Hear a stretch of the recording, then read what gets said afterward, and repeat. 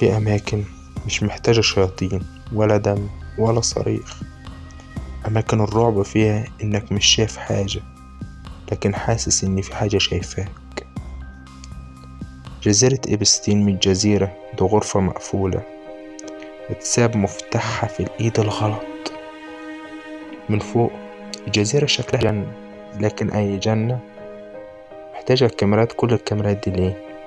مفيش زاوية من غير مراقبة، مفيش حركة من غير تسجيل، مفيش ضيف من غير ما يفضل متشاف.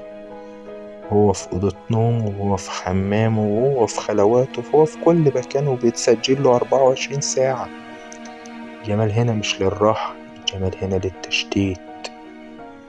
الطيارة كانت بتيجي وتنزل وتقلع كأنها بتتبلع اللي فيها.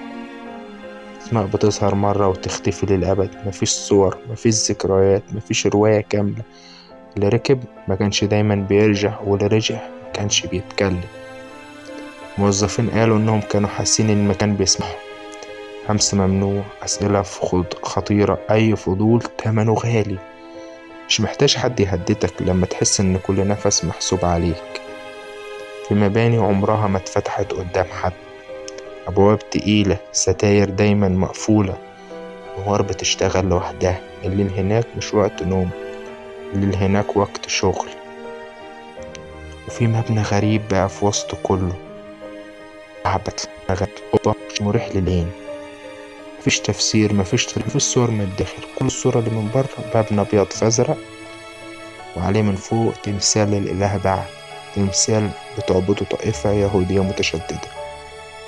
إبستين يا صديقي نفسه عليه تسليته إن هو في الظاهر ده رجل أعمال، لكن في الباطن محدش يعرف هو مين ولا ظهر منين. وخد تدريب في الموساد نفسه. والمبنى أبيض فأزرق وعلى إله بعل، يا ريت تربط الأحداث. الرعب الحقيقي مش في اللي حصل، الرعب الحقيقي إن اللي حصل كان متسجل. تسجيلات، أرشيفات، ملفات أسرار على ناس تقيلة أوي في البلد.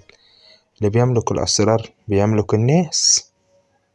في يوم ما العالم استنى الحقيقة، الحياة اختفت. كاميرات عطلانة، حراس نايمين، أسئلة ملهاش رد. في قصص بتموت وفي قصص الجزيرة نفسها في روايات كتيرة عنها وعن ناس كانت بتروح. الناس دي ناس تقيلة جدا، رؤساء دول، رجال أعمال عرب، علماء زي ستيفن هوكينج وغيره.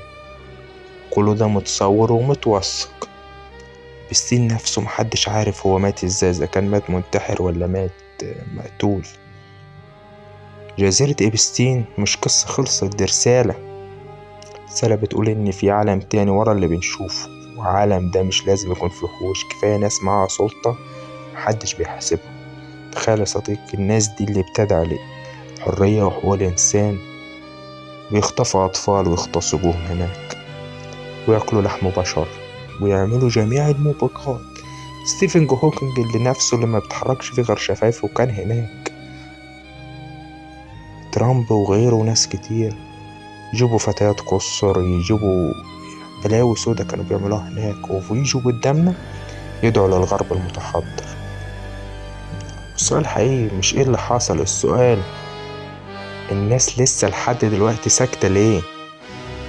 لو حابب نفتح ملفات اتقفلت قبل ما تتقري اكتبلي. ولو حاسس ان في حاجات مش لازم تتنسي سيب لايك وافتكر، مش كل الظلام في الظلمة، ومش كل الأشياء المرعبة وحوش. ساعات البشر بيكونوا مرعبين أكتر.